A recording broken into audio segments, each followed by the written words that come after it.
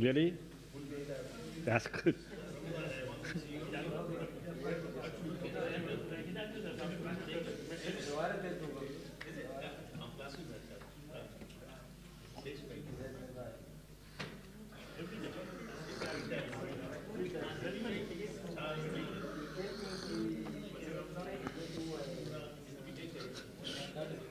You know, he must meet him, just a slap on his face.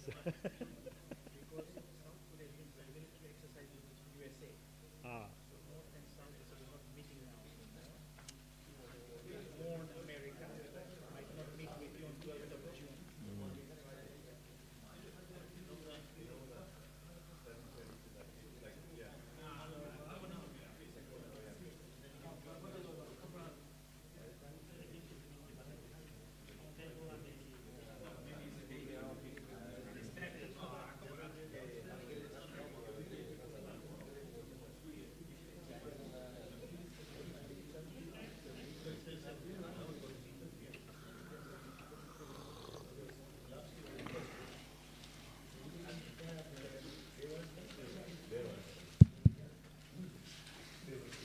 There is a report, our retreat we had in Canada, and I hope you will find it useful, inshallah. We have a group of brothers and sisters, mostly in North America, but some of them are also in other countries, in Tanzania, Qatar, Oman.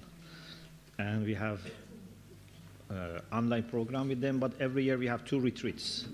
So this is the last retreat in March, and you would see some of the points also discussed there. And the actual talks are also available on internet. Mustafa, what is our timing? We're running a little late, but as much as people want, maybe at 10:45, 10:10. Inshallah. Shall we start?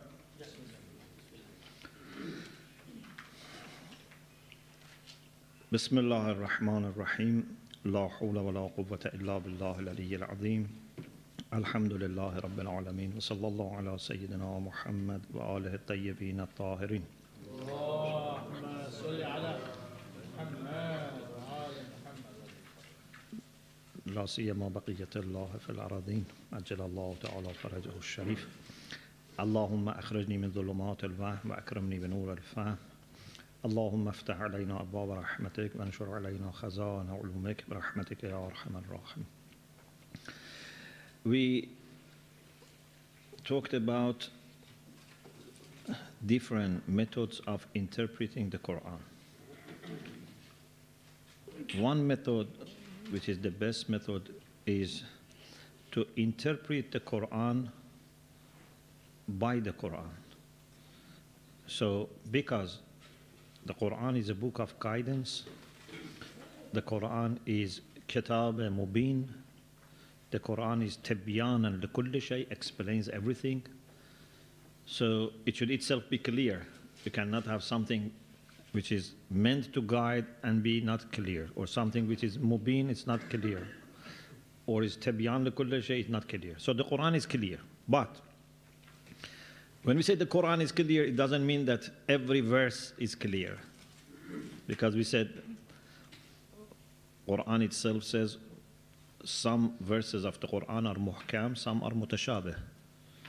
منه آيات محكمات وأخر متشابهات. Some of them are محكم, some are متشابه. متشابه means they can be interpreted in different ways. محكم means they are firm.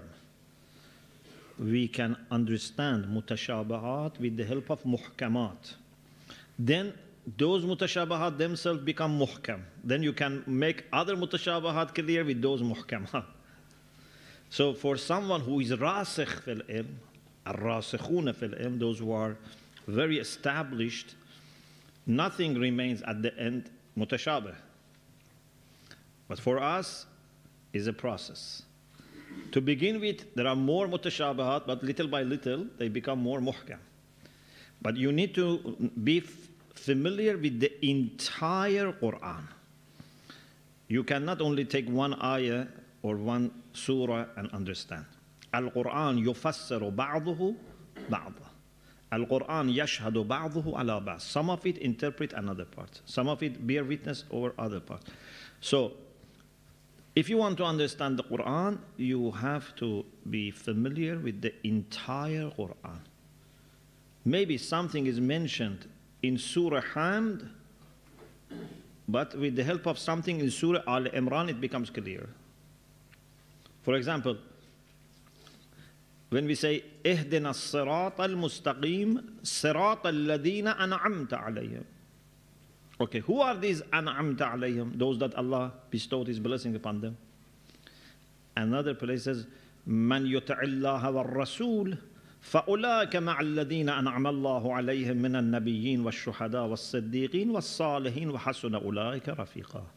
So أنعمت عليهم are نبيين, شهداء, صديقين, صالحين. And if you obey Allah and the Prophet, you will be with them. What is صراط مستقيم? Obedience. ألم أعهد إليكم يا بني آدم لا تعبدوا الشيطان إنه لكم عدو مبين وأن اعبدوني هذا صراط مستقيم. So the Quran explains everything. But you have to be able to bring all these ayat together. Sometimes maybe the same wording, similar wording. Sometimes maybe concepts are the same, not necessarily the words. So you cannot just use an index and say, for example, where is the kalama of sirat mentioned? Maybe it is sirat, maybe it's something else. You cannot only use the word, you know. For example, if you want to understand what is Quranic view about women, you cannot only look for verses in the Quran in which there is woman mentioned or women mentioned. If you want to understand the view of Quran about women, you should understand the view of Quran about men, human beings, Allah subhanahu wa ta'ala's reason for creation. Many, many things come together. It's a system. So, this is the method that many ulama have used, but Allama Tabatabai rahmatullah alayh was the one who very clearly at the beginning of his tafsir introduced this as his methodology, and he was consistent. He was consistent about this. He brings other discussions.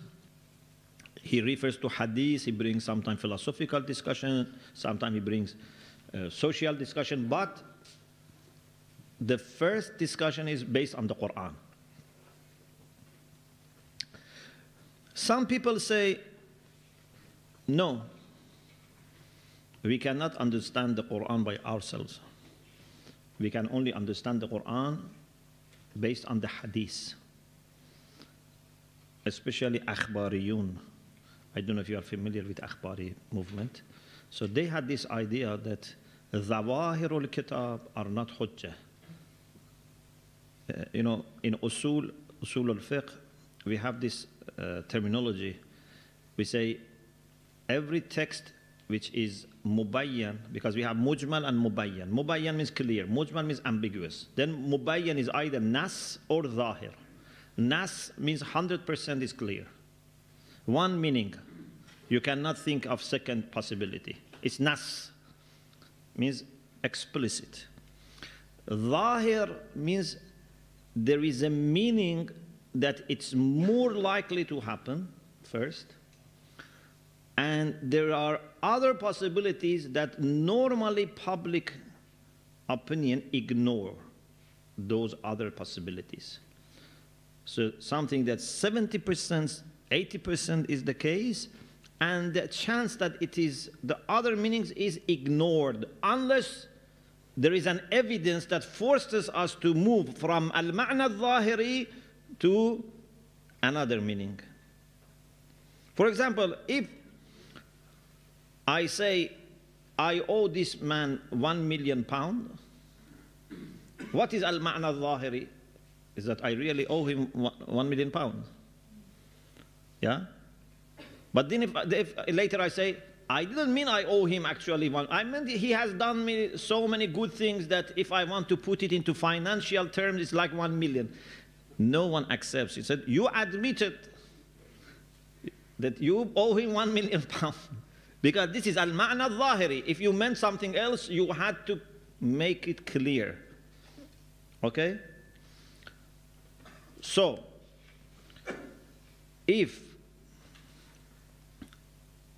there is nas, 100% akhbariyun say it's okay. But if it is zahir, which is most of the time, then akhbariyun say we cannot understand zawahirul kitab. We have to refer it to Rasulullah and Ahlul Bayt. Because hadith says, إِنَّمَا يَعْرِفُ الْقُرْآنَ مَنْ خُوطِبَ بِهِ. The only one who understands the Quran is the one who is addressed by Quran, means Rasulullah. We don't understand. So these are akhbari Shia, okay? But there is a long discussion about this. Our ulama usuliyun have very well addressed this. Sheikh Ansari rahmatullah alayhi has a very good discussion in his book Rasail, which is Fara'idul Usul, about this issue. And he brings ayat from the Quran and also hadith from Ahlul Bayt that we are able to understand. Ahlul Bayt themselves were training Shia to argue based on the Quran. Even Ahlul Bayt used to say, whenever we tell you something, ask us for Quranic reference. They were training Shia. Because, you know, if you just say, Imam Sadiq said this, then maybe someone doesn't believe in the authority of Imam Sadiq. But if you ask Imam Sadiq, oh Imam, how did you come to this knowledge? And he teaches you, then you can explain it to people who are not Shia. So they used to say, for example, we say for masah, for wiping head, it's enough to be part of head. Imam Sadiq said, part of it is enough. Why? He didn't say, because I tell you. He said, لِمَكَانِ الْبَاءِ. Because Quran says, وَامْسَحُوا بِرُؤُوسَكُمْ. Doesn't say, وَامْسَحُوا رُؤُوسَكُمْ. Biru, ba is for ilsaq in Arabic. It means just touch. So, you should, with your hand, touch your head and do some wiping. Doesn't need to be all your head. لِمَكَانِ الْبَاءِ. Yes? And just recently I saw something beautiful from Sheikh Qira'ati, which was interesting. He said, you know, ayah in the Quran says, وَبِالْوَالِدَيْنِ إِحْسَانًا. And he said, your ihsan must touch your parents, ilsaq. So you cannot just send them from distance. You have to make sure that also you visit them, or if you want to give something, give with your hand, not just from distance, which was interesting point. Because ba is for ilsaq, means connection, touch must take place. So, Ahlul Bayt alayhimus salam used to refer to the Quran, used to ask Shia to ask for Quranic reference. Ahlul Bayt alayhimus salam have told us whenever there is conflict between hadith, present them to the Quran. اعرضوا على كتاب الله. If there is any hadith against Quran, throw it at the wall. So if we cannot understand the Quran, then what does it mean? So we believe that the Quran can be understood if you are following proper methodology, if you have knowledge, but you must not ignore hadith, because you may make mistake. So you try to understand the Quran based on the Quran, but also check ahadith, because maybe you are making a mistake. You cannot say, I don't need hadith. No, we need hadith. Otherwise it becomes like those who said, Hasbuna kitabullah. We cannot ignore hadith. We need hadith. We need to refer to hadith. Allama Tabatabai, as you see Al-Mizan, after he makes Quranic discussion, then many times he has bahthun riwa'i. He mentions hadith about that ayah and tries to check. But if you don't have that Quranic understanding, you may not even understand hadith properly, or you may just take one hadith and come up with a strange idea. You have to have your systematic study of subjects. Alim understands that which hadith is weak, which hadith is not weak, whether it is authentic or not, whether its delala is clear or not. And you cannot ignore hadith, but you cannot also say that Quran without hadith is not clear. The other method is the method which is hadith based. We call tafsir al-Quran al-riwa'i, or bil-riwaya, bil-hadith. Means they only bring ahadith about the verses that they want to study. They don't go further. So if you, for example, in the Shia, we have books like this. In Sunni Islam, we have books like this. For example, we have Nur al-Thaqalain. In Sunni Islam, we have Durr al-Manthur by Suyuti. These are riwai, tafsir riwai. Means mostly what they do, they bring ayah or a passage, sometimes a little discussion about lughat, about the word, and sometimes even they don't have that. Then immediately they bring hadith. Hadith which have come about that subject, or I mean that passage, for example, they mention. They don't have any other discussion. It's just based on the hadith. Therefore, sometimes you see in 2 volumes, there is whole tafsir of Quran. Because they bring only hadith about the verses that are addressed in the hadith. Yeah? Because it's not that we have hadith about all verses of the Quran. At least we have not received so many hadiths. Nowadays, with the help of computer and bringing all the references together, we may have more hadiths about, but still we don't have hadiths for all 6,000 or 200 some verses. So this is at-tafsir al-riwai, which is good, but it is not sufficient.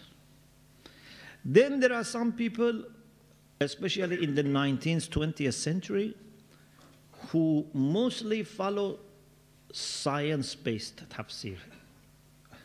If I say scientific, I hope it's not misunderstood. It means science-based, based on empirical science. Because science in the 18th, 19th centuries, was booming, and many people had the idea that soon all problems of humanity will be solved by science. In the 18th century, 19th centuries, this was the idea, that because there was a big shift after, especially industrial revolution. So they had the idea that science is the measure for everything. Everything will be fixed by science, and we should interpret everything by science. So sometimes any miracle in the Quran, they try to explain it naturally, not supernaturally. For example, if Musa alayhi salam managed to cross the Nile and take people with him, they said it was because of moon eclipse. And, sometimes you see water goes down and, or for example, when it's about army of Abraha, they say they suffered from a disease killed them. So they try to explain everything just based on empirical science. This is not good, because you are distorting the message.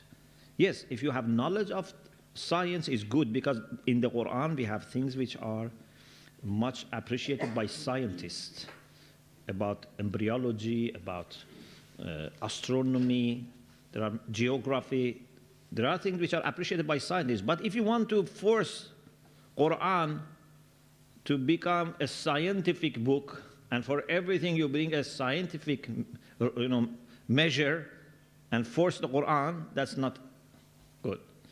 They say there was a king who had a bed, and he was forcing people to sleep on this bed. But if they were taller, he was cutting their leg. And if they were shorter, he was stretching them till they become like that bed. Some people, na'udhu billah, do this with the Quran. They impose their ideas on the Quran, and based on that either shorten the Quran or stretch the Quran. But Quran is a book of guidance. You should not impose. If you are a great philosopher, very good. But don't impose philosophy on the Quran. If you are a scientist, if you are a mathematician, if you are a physician, if you are a philosopher, if you are a faqih, if you are arif, very good. But what should these do? They should open your mind so that if there is something relevant, you understand, you don't miss it. They should open your, not that they close your mind and you look at everything with that filter. If I have studied philosophy, for example, that should help me to understand philosophical ideas in the Quran. Not that everything mentioned in the Quran, I bring my philosophical ideas and limit the Quran to those ideas that I have. This is wrong. So, this is why, this is a very important question for tafsir. Your knowledge, your experiences, your questions, your problems cannot be ignored. They are in your mind. But as long as they just make you more curious, they open your mind more, they are good. But if they are limiting your mind and understanding and forming your idea before going to the Quran, that's a problem. We say Quran is a ma'idah. Ma'idah means a table. Okay? When you go to the table that Allah has set for you, you shouldn't take with you your own food and say, I want, to eat my own food here.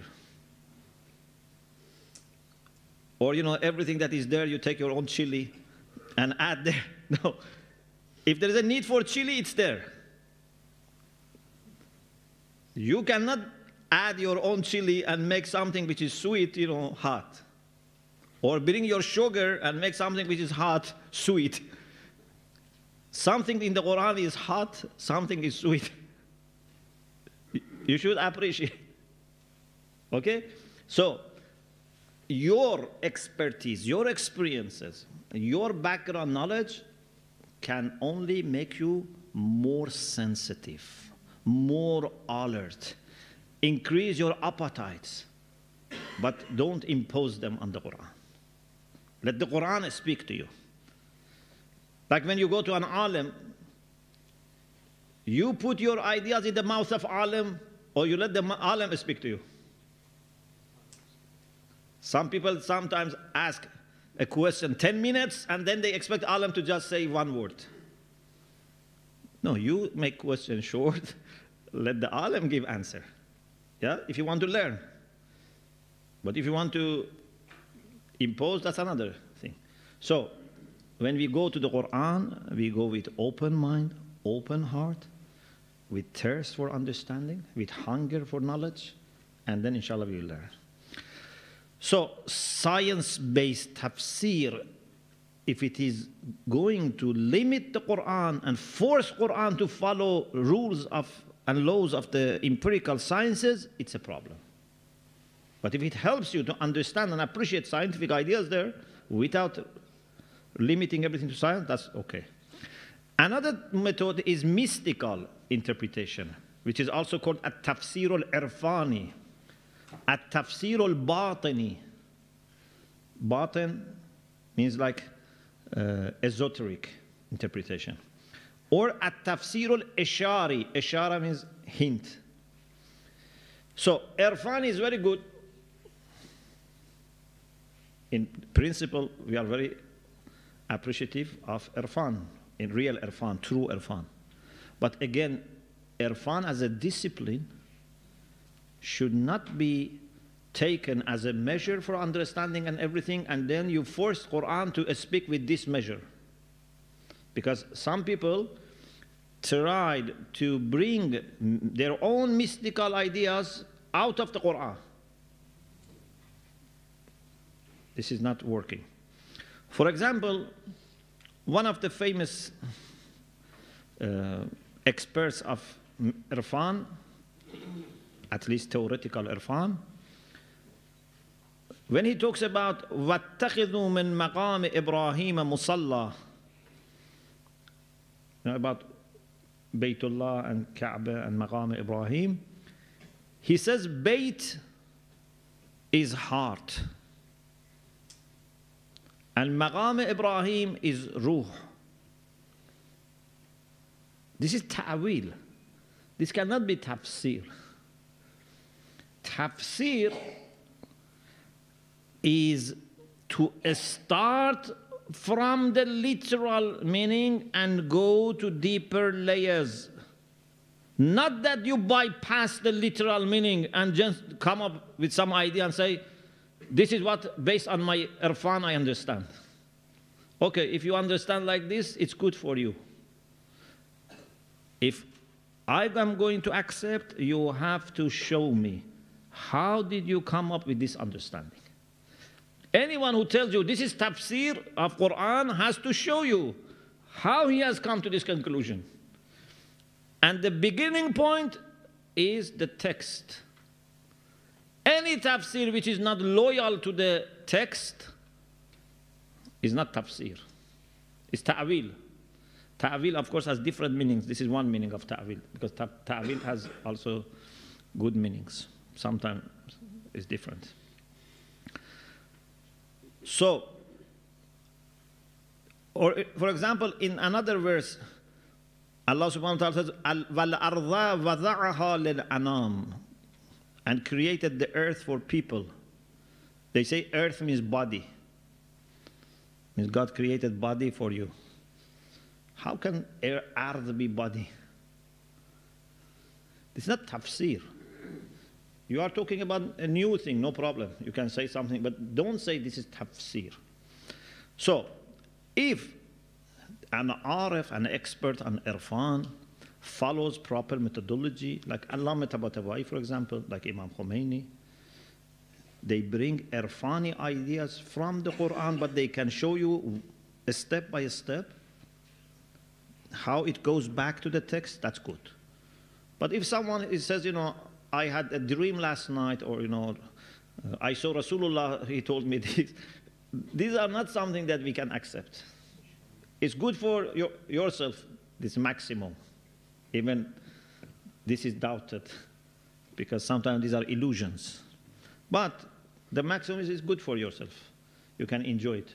We don't accept anything unless it is based on clear methodology. And please always remember, any science, whether it is tafsir, kalam, fiqh, akhlaq, has to be collective, in the sense that it should be in the public domain. No one can say, I have a way to understand that it's not available to you. Okay, if there is such a thing, it is not called science. It's not called discipline. It's not fiqh. If someone says, I know that this is the ruling, but he doesn't bring any evidence from fiqh, we cannot accept. Anything which is scientific, anything which is scholarly, should be available for examination of other people, other scholars. It's very important. Otherwise, we would then end up with people developing their own subjective ideas and calling it religion.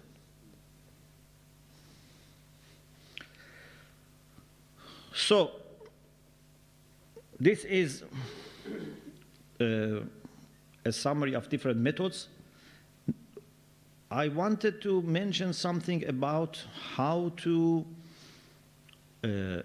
relate to the Quran. Unfortunately, our time is limited, but let me just mention at least one hadith, and inshallah this discussion can continue. I wanted to talk about what does it mean to believe in the Quran.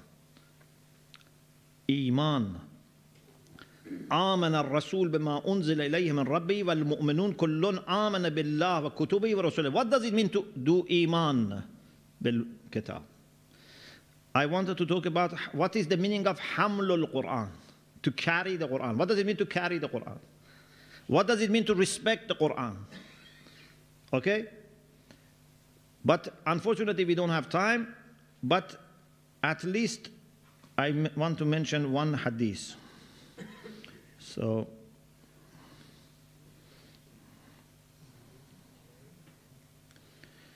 Iman, carrying, and respect.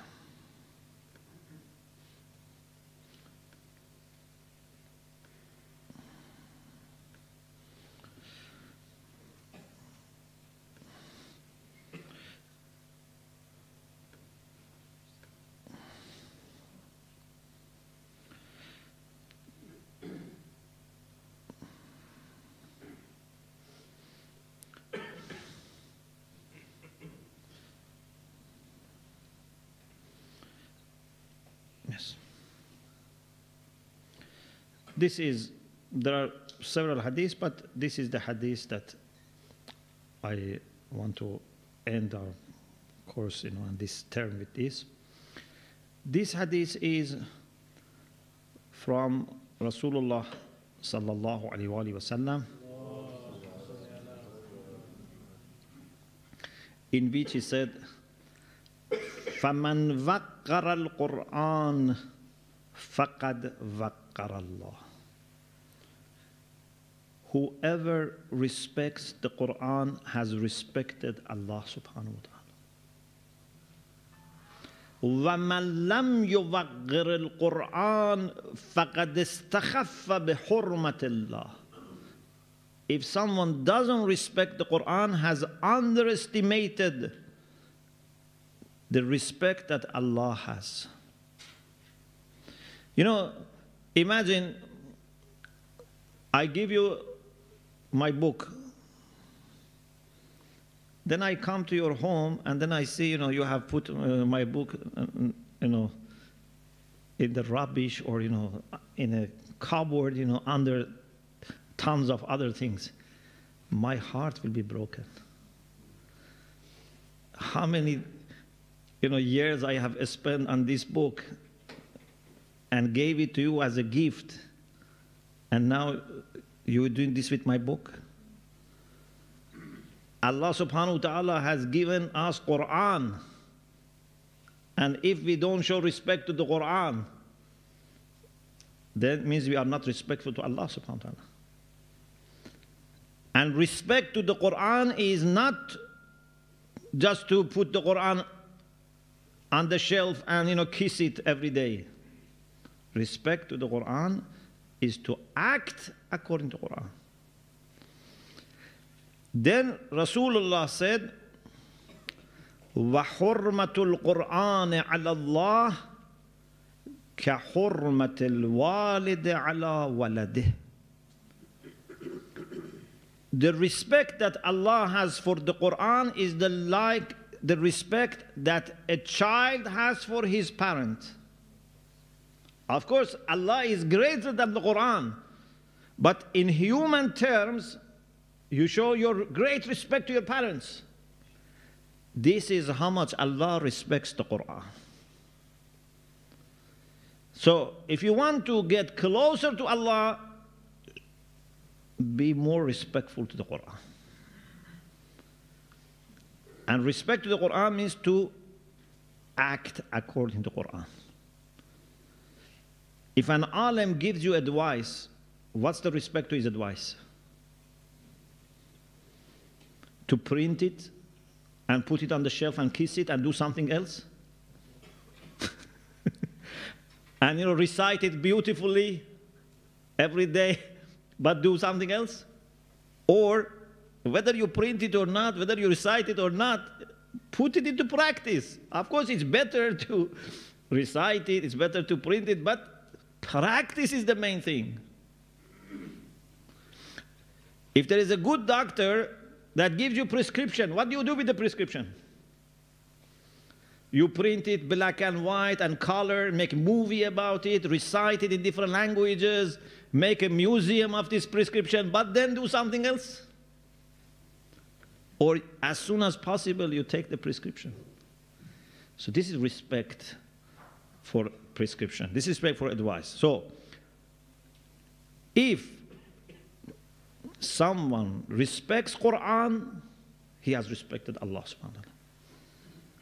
If someone has not respected the Quran, has not respected Allah subhanahu wa ta'ala. May Allah inshallah include us among the people who wholeheartedly respect the Quran, who physically, but also mentally, intellectually, psychologically, spiritually, in every aspect, they respect the Quran. Let the Quran be our guide in dunya and our shafi' in akhirah, inshallah. Alhamdulillah, Rabbil Alameen.